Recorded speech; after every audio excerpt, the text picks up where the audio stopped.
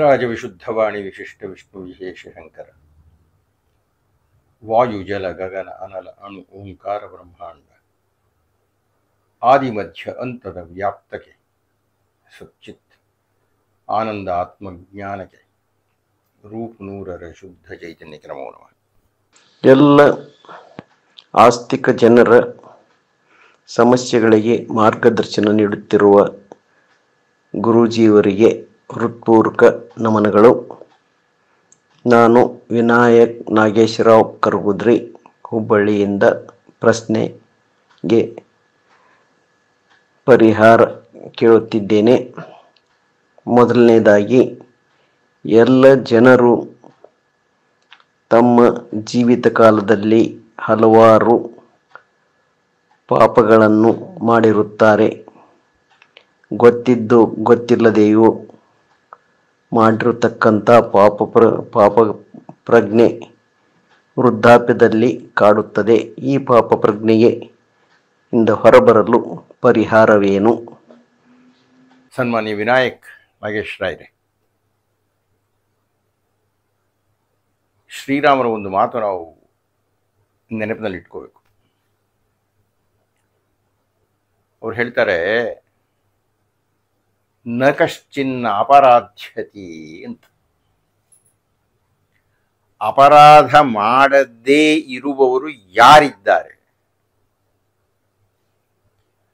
ಅಂದರೆ ಎಲ್ಲರೂ ತಪ್ಪು ಮಾಡುತ್ತಾರೆ, ಎಲ್ಲರೂ ಅಪರಾಧ ಮಾಡುತ್ತಾರೆ, ತನ್ಮೂಲಕ ಎಲ್ಲರೂ ಪಾಪವನ್ನು ಮಾಡುತ್ತಾರೆ. ಇದು ಶ್ರೀರಾಮರು ಮಾಡದಂಥ ಸಾಮಾನ್ಯೀಕರಣ. ತಪ್ಪು ಮಾಡ್ತೀವ್ರಿ, ಗೊತ್ತಿದ್ದು ಮಾಡುತ್ತೇವೋ ಗೊತ್ತಿಲ್ಲದೆ ಮಾಡುತ್ತೇವೋ ಅನ್ನುವುದು ಪ್ರಶ್ನೆ. ಗೊತ್ತಿದ್ದೂ ಮಾಡಿದರೆ ಅದಕ್ಕೆ ಶಿಕ್ಷೆ ಆಗಬೇಕು, ಗೊತ್ತಿಲ್ಲದೆ ಮಾಡಿದರೆ ಅದು ಕ್ಷಮ್ಯ. ಅಕಸ್ಮಾತ್ ಆದರೆ ಒಂಚೂರು ಆಗಬಹುದು, ಅಥವಾ ಕ್ಷಮಾಪಣೆ ಮಾತ್ರವೇ ಸರಿ ಹೋಗಬಹುದು.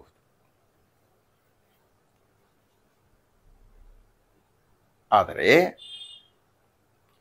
ಗೊತ್ತಿದ್ದೂ ತಪ್ಪು ಮಾಡಿ ಯೌವನ, ಗತ್ತು, ಬಿಸಿ ರಕ್ತ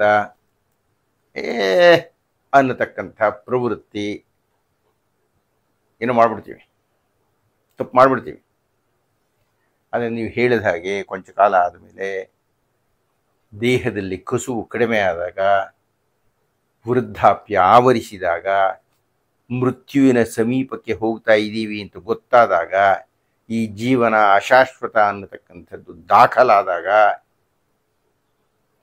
ನಾವು ಹಾಗೆ ಮಾಡಬಾರ್ದಾಗಿತ್ತು, ಅದು ಮಾಡಿದ ತಪ್ಪು ಅನ್ನತಕ್ಕಂತಹ ಭಾವ ಬಲಿಯುತ್ತದೆ. ಏನು ಮಾಡೋದವಾಗ? ಏನು ಮಾಡೋದು ಅಂದರೆ ಬಹಳ ಸರಳವಾಗಿದೆಯಪ್ಪ ಉತ್ತರ, ಬಹಳ ಸರಳವಾಗಿದೆ. ನಾವು ಮಾಡಿದ ತಪ್ಪನ್ನು ತಿದ್ದಿಕೊಳ್ಳಬೇಕು. ತಪ್ಪಾಗೋಗ್ಬಿಟ್ಟಿದೆ, ಏನು ಮಾಡೋಕ್ಕಾಗಲ್ಲ, ಅದನ್ನು ತಿದ್ದುಕೋಬೇಕು. ತಿದ್ದುಕೊಳ್ಳೋದು ಹೇಗೆ ಅಂದರೆ, ಅಂತಹ ತಪ್ಪನ್ನು ಮತ್ತೆ ಮಾಡಬಾರ್ದು. ಮುದುಕರಾಗ್ಬಿಟ್ಟಿರ್ತಾರೆ, ಇನ್ನೇನು ಮಾಡ್ತಾರೆ, ಆದರೆ ಆಗಲೂ ಮಾಡಬಹುದಲ್ಲ, ಮಾಡಬಾರದು. ಮೊಟ್ಟ ಮೊದಲನೇ ಹಂತ. ಎರಡನೆಯದಾಗಿ, ತಾವು ಮಾಡಿರುವ ಅಪರಾಧದಿಂದ ಯಾರಿಗೆ ತೊಂದರೆಯಾಗಿರುತ್ತದೋ, ಯಾರಿಗೆ ಅವರು ಅಪರಾಧವನ್ನು ಮಾಡಿದ್ದಾರೋ ಅವರ ಹತ್ರ ಕ್ಷಮಾಪಣೆ ಕೇಳಬೇಕ್ರಿ. ಬಹಳ ಸರಳವಾಗಿ, ಬಹಳ ಸತ್ಯವಾಗಿ, ನಿಜವಾಗಿ, ನಾನು ಮಾಡಿದ ತಪ್ಪು, ದಯವಿಟ್ಟು ಕ್ಷಮಿಸು. ಅಲ್ಲಿಗೆ ಅರ್ಧಕ್ಕರ್ಧ ನಿಮ್ಮ ಭಾರ ಇಳಿಸೋಗ್ಬಿಡುತ್ತೆ. ಇನ್ನು ಮೂರನೇ ಹಂತದಲ್ಲಿ, ನೀವು ಮಾಡಿರತಕ್ಕಂಥ ತಪ್ಪು ಅಥವಾ ಅಪರಾಧದಿಂದ ಅವರಿಗೆ ದ್ರವ್ಯ ಹಾನಿ ಆಗಿದೆ ಅಂತ ಅನ್ನೋಣ.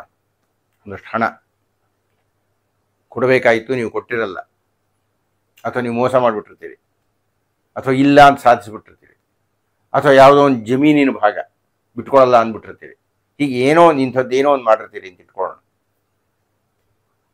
ನಿಮಗದು ಮಾಡಿದ ತಪ್ಪು ಅಂತ ತಲೆಯಲ್ಲಿದ್ದರೆ ಅದನ್ನು ಸರಿಪಡಿಸ್ಬಿಡ್ಬೇಕು. 10 ಲಕ್ಷ ಯಾರಿಂದಲಾರು ತೊಗೊಂಡಿದ್ದೀರಿ, ಅವ್ರಿಗೆ ಮೋಸ ಮಾಡಿದ್ರಿಂದ 10 ಲಕ್ಷ ತೊಗೊಂಡೋಗಿ ಕೊಟ್ಬಿಡ್ಬೇಕು. ಹಾಗೆ ಕೊಟ್ಟಿರೋದನ್ನು ನಾನು ನೋಡಿದ್ದೇನೆ. ಲಕ್ಷ ರೂಪಾಯಿಗಳನ್ನೆಲ್ಲ ಕೊಟ್ಬಿಟ್ಟಿದ್ದಾರೆ ತಾವು ಮಾಡಿದ ತಪ್ಪು ಅಂತ ಅರಿವಿಗೆ ಬಂದಾಗ. ಆಯ್ತಲ್ಲ, ಇನ್ನು ಮಾಡಿದ ಅಪರಾಧ ತೀರಿದ ಹಾಗೇನೆ. ಇನ್ನ ನಮಗೆ ಗೊತ್ತಿಲ್ಲದೆ ಕೆಲವು ಅಪರಾಧಗಳಾಗ್ಬಿಡುತ್ತೆ ಅಂತ ಇಟ್ಕೊಳ್ಳಿ. ಇಷ್ಟೊತ್ತು ನಾನು ಮಾತಾಡಿದ್ದು ಗೊತ್ತಿದ್ದೂ ನಾನು ತಪ್ಪು ಮಾಡಿದ್ದೀನಿ ಅಂತ ಗೊತ್ತಿದ್ದೂ ಆಗಿರತಕ್ಕಂಥ ಅಪರಾಧಗಳ ಬಗ್ಗೆ. ಅಂದ್ರೆ ಪರಿಹಾರ ಏನಪ್ಪಾ ಅಂದ್ರೆ ಇಷ್ಟೇನೆ, ನಮ್ಮಿಂದ ನಾವು ಮಾಡಿದ ಅಪರಾಧದಿಂದಾಗಿ ಯಾರಿಗಾದರೂ ತೊಂದರೆಯಾಗಿದ್ದರೆ ಆ ತೊಂದರೆಯನ್ನು ಪರಿಹಾರ ಮಾಡಲಿಕ್ಕೆ ಪ್ರಯತ್ನಿಸಬೇಕು. ಆದರೆ ಅಲ್ಲಿರತಕ್ಕಂಥ ಒಂದೇ ಒಂದು ಸಮಸ್ಯೆ ಏನು ಅಂದರೆ, ನೀವು ಯಾರಿಗೆ ಕಷ್ಟ ಕೊಟ್ಟಿದ್ದೀರೋ, ಯಾರಿಗೆ ಅಪರಾಧ ಮಾಡಿದ್ದೀರೋ ಆ ವ್ಯಕ್ತಿ ಸತ್ತೇ ಹೋಗ್ಬಿಟ್ಟಿದ್ರೆ ಏನ್ರಿ ಮಾಡೋದು ಅನ್ನೋದೊಂದು. ನಮಗೆ ಗೊತ್ತಿಲ್ಲದೆ ಮಾಡಿದ ಅಪರಾಧಕ್ಕೆ ಏನಪ್ಪ ಮಾಡೋದು ನಮ್ಗೆ ಗೊತ್ತೇ ಆಗಿಲ್ಲಪ್ಪ, ಗೊತ್ತಿಲ್ಲದೆ ಆಗ್ಬಿಟ್ಟಿದೆ, ಏನು ಅಂತಲೇ ಗೊತ್ತಿಲ್ಲ ನಮಗೆ, ಆದರೂ ಆಗಿರುತ್ತೆ. ಅಂಥ ಅಪರಾಧಗಳಿಗೆ ಏನು ಮಾಡೋದು? ಈ 2 ಪ್ರಶ್ನೆಗಳಿಗೆ ನಮ್ಮ ಸಂಪ್ರದಾಯ ಒಂದು ಉತ್ತರ ಕೊಟ್ಟಿದೆ. ಅದೇನು ಹೇಳಿದೆ?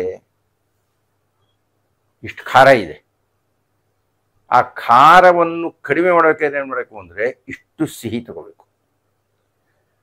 ಅಂದರೆ ಇಷ್ಟು ಪಾಪ ಇದ್ದರೆ, ಇಷ್ಟು ಅಪರಾಧ ಇದ್ದರೆ ನಾವಿಷ್ಟು ಪುಣ್ಯವನ್ನು ಸಂಪಾದನೆ ಮಾಡಬೇಕು. ಆಗ ಈ ಪುಣ್ಯ ಈ ಪಾಪವನ್ನು ಹೊಡೆದು ಹಾಕಬಹುದು. ಗ್ರಂಥಗಳು ಹೊಡೆದಾಕತ್ತೆ ಅಂತ ಹೇಳುತ್ತೆ. ಏನದರ ಅರ್ಥ ಅಂದರೆ, ಹೀಗೆ ಈ 2 ಕಾರಣ ಹೇಳಿದ್ನಲ್ಲ, ಈ 2 ರೀತಿಯ ಅಪರಾಧಗಳ ಪರಿಹಾರಕ್ಕೆ ನಮ್ಮ ಶಾಸ್ತ್ರಗಳು ಹೇಳಿರತಕ್ಕಂಥ ಏಕೈಕ ಪರಿಹಾರ ದಾನ ಮಾಡತಕ್ಕದ್ದು.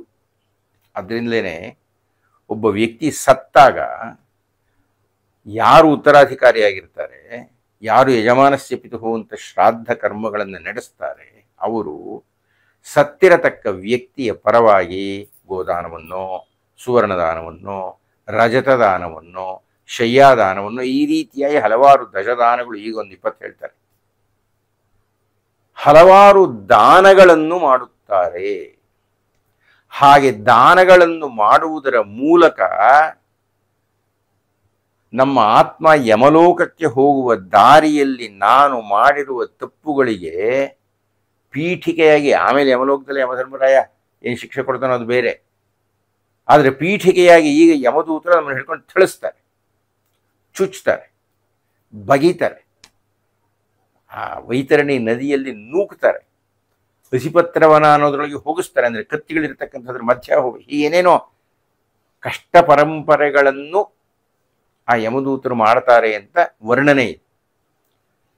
ಅದು ತಪ್ಪಬೇಕಾಗಿದ್ದರೆ ಇಲ್ಲಿ ನೀವು ಬದುಕಿರುವಾಗಲೇ ಒಂದು ಗೋದಾನ ಮಾಡಿ, ಅಥವಾ ಬದುಕಿರುವಾಗಲೇ ಒಂದು ಸುವರ್ಣದಾನ ಮಾಡಿ, ಅಥವಾ ಬದುಕಿರುವಾಗಲೇ ಭೂದಾನ ಮಾಡಿ. ಅದು ನಿಮ್ಮ ಶಕ್ತಿಗೆ ಅನುಗುಣವಾಗಿ ನೀವು ಮಾಡದೇ ಹೋದರೆ, ನೀವು ಹೋದ ಮೇಲೆ ನಿಮ್ಮ ಮಕ್ಕಳು ಆ ದಾನವನ್ನು ಮಾಡಿದರೆ ನೀವು ಮಾಡಿರತಕ್ಕಂಥ ಪಾಪಗಳ ಪ್ರಭಾವ ಕಡಿಮೆ ಆಗತ್ತೆ ಅಂತ ನಂಬಲಾಗಿದೆ. ಆದ್ರಿಂದ ಮೊದಲನೇ ಹಂತದಲ್ಲಿ ಪಾಪನೇ ಮಾಡಬಾರದು ಗೊತ್ತಾದ ಮೇಲೆ, 2ನೇ ಹಂತದಲ್ಲಿ ಗೊತ್ತಿಲ್ಲದೆ ಆಗಿರೋದ್ರ ಬಗ್ಗೆ ನಮ್ಮ ಅಧಿಕಾರ ಇಲ್ಲ. ಗೊತ್ತಾಗಿ ಮಾಡಿರತಕ್ಕಂಥ ಅಪರಾಧಗಳನ್ನ ತಿದ್ದುಕೊಂಡ್ಬಿಡ್ಬೇಕು. ತಿದ್ದಿಕೊಳ್ಳಲಾಗದ ಗೊತ್ತಿಲ್ಲದ ಅಪರಾಧಗಳಿಗಾಗಿ ದಾನ ಮಾಡಬೇಕು ಅನ್ನತಕ್ಕಂಥದ್ದು ಸಂಪ್ರದಾಯದ ಮಾತು. ನಮಸ್ಕಾರ. ವಿದ್ವಾಂಸರಿಗೆ ನನ್ನ ಆದರದ ನಮಸ್ಕಾರಗಳು. ನನ್ನ ಹೆಸರು ವಿಜಯ ವೆಂಕಟೇಶ್, ಬೆಂಗಳೂರಿನಿಂದ. ಸಂದೇಶಕ್ಕಾಗಿ ಧನ್ಯವಾದಗಳು. ನನ್ನ ಪ್ರಶ್ನೆ ಹೆಚ್ಚು ಕೇಳಿರುವ 2 ಪದಗಳ ಬಗ್ಗೆ ಇದೆ. ಮೊದಲನೇದು, ಶ್ರುತಿ ಅಂದರೆ ಏನು? ಶ್ರುತಿ ಅಂತ ಹೇಳುವಾಗ ವೇದದ 4 ಭಾಗಗಳು ಸೇರಿರುತ್ತದೆಯೇ? ಎರಡನೆಯದು, ಶಾಸ್ತ್ರ ಅನ್ನುವ ಪದದ ಅರ್ಥ ಏನು? ಇದರಲ್ಲಿ ಯಾವ ಗ್ರಂಥಗಳು ಸೇರಿಕೊಂಡಿದೆ? ದಯಮಾಡಿ ಉತ್ತರ ನೀಡಬೇಕಾಗಿ ಪ್ರಾರ್ಥನೆ. ಧನ್ಯವಾದಗಳು, ನಮಸ್ಕಾರಗಳು.